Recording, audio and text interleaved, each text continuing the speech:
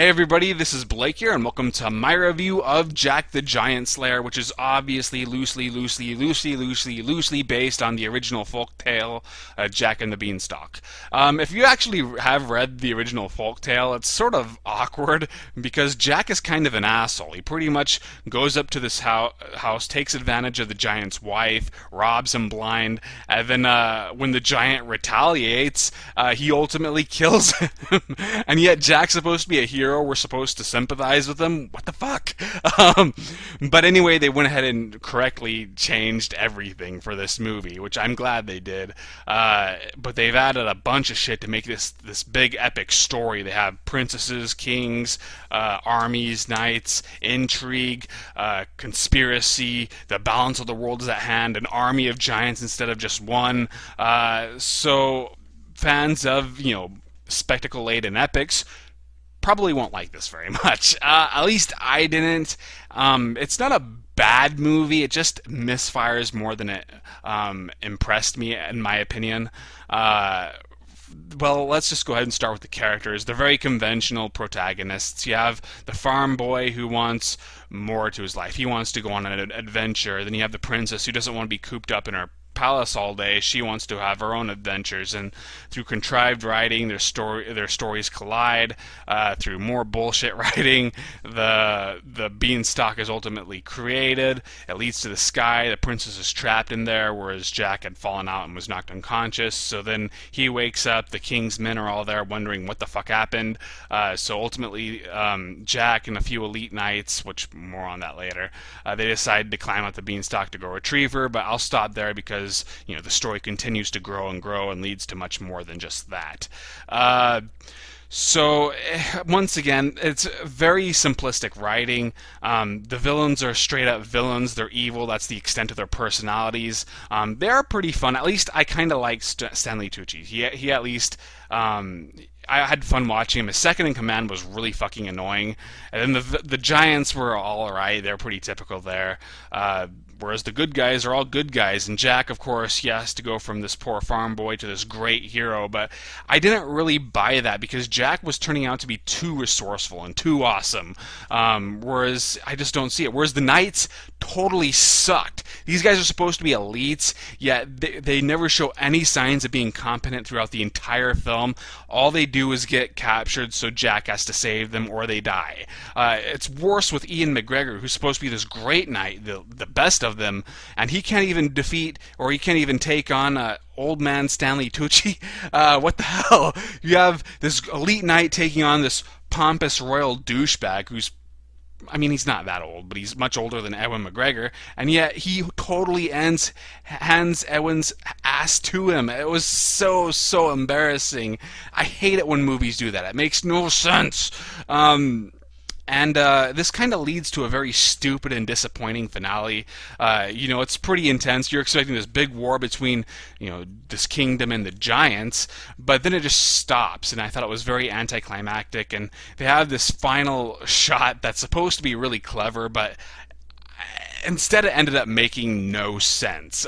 There's so many holes and questions that it raises. I really was upset with that. But even then, I will say most of the script, even if it is flat, it's at least tolerable. The sense of humor is really what turned me off to this movie. There's a lot of lame puns. What's weird is that throughout while I was watching the movie, I just could not get them out of my head. I kept damning the movie based on what had happened earlier on, based on what they said. But now that it's over and I'm trying to do this video, I can't remember any of them. That really bothers the hell out of me. Well, there is one I remember. This isn't even the cheesiest either. Where the main villain, he has this crown that can, for some reason, manipulate the giants, and he says, "I'm sorry, but it looks like power has gone straight to my head." And I'm just like, oh my god, oh my god, oh my god. And then other times the humor just feels so out of place, like what you see in the trailer where Ewan McGregor is being made into his own pig in a blanket, and he says something like, "I got this, Jack. I had this, Jack. It's too silly, and it completely betrays the rest of the movie, which is, I mean, even if it has a funny moment, it is still kind of taking itself seriously. So it's almost like at times the actors, writers, or director, they just gave up and realized how stupid it was. So it's like, just goof off. Nobody cares. So there were some major tone issues, too. But really, I guess the worst aspect of this movie is it's not sure whom its target audience is. So you have this real juvenile, silly attempts at comedy. Okay, well, I could see kids enjoying that. As a kid, I probably would have liked this movie a lot more than I did now. But at the same time, it's really violent, and even though it's PG-13, I presume. I haven't seen the actual rating, but you see people getting like bitten in half. Well, you don't actually see it happen. You see a giant grab somebody and go like this, but then just as they bite down, they'll cut away, and it's not explicit, but the idea in itself is incredibly unsettling. It would be terrifying for kids, although once again, knowing my taste as a kid, I probably would have loved this. But then even at the end, I'm pretty sure they start to drop the F-bomb, but then they cut away last minute. One of the villains says, "Oh, fuck," and then they die. But I think that's what they were saying. My dad disagreed, so I don't know.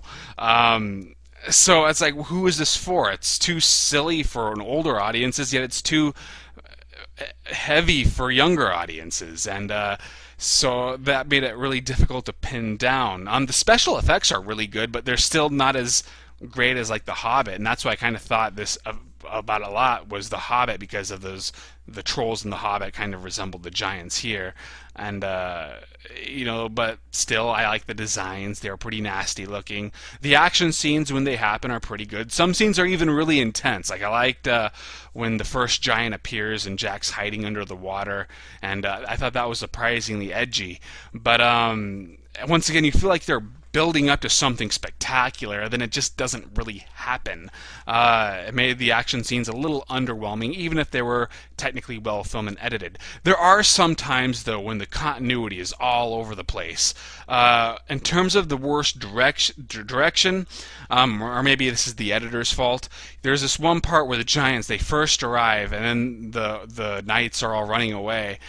What in the hell was going on? Because you see Jack catch up to them, but then suddenly he's way behind them, and then there's like another very minor character who's recognizable. You see him pretty close to the king, but then suddenly he's really far behind and he gets killed by the giants.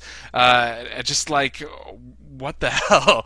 Was there any sense of continuity? I don't know, but it was all over the place. And fortunately, I think what made this sting even more is that Bryan Singer is a really good director. He did Usual Suspects, the first two X-Men movies, and he could do so much better than this. And I was expecting maybe this could be a really enjoyable film because of his involvement. And, it's not unentertaining. It was never boring. It's reasonably well paced. But as I said, I did not like its sense of humor, which is very prominent. And I can't even just say, oh, well, it's a kid's movie because it's too violent. So, in the end, I'd say this is worth no more than a rental. I did not see the 3D version. I heard that it's not very good, but whatever. So, it's kind of hard for me just to say it's a rental, because when it comes to most special effects late in films, you get the best experience when you do see them on the big screen. So, I don't know, but honestly, in terms of overall quality, it's a 2-star movie, 2.5 at best.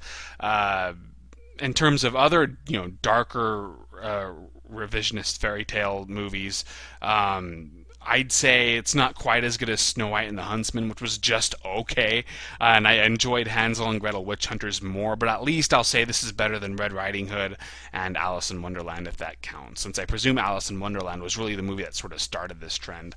But that's all I have to say. Tomorrow is the last day where you could vote for what franchise I review during March, so please check the description and go ahead and do that. Make sure you follow me on Twitter for information about critiquing the critics, and I talk about some of the movies I see.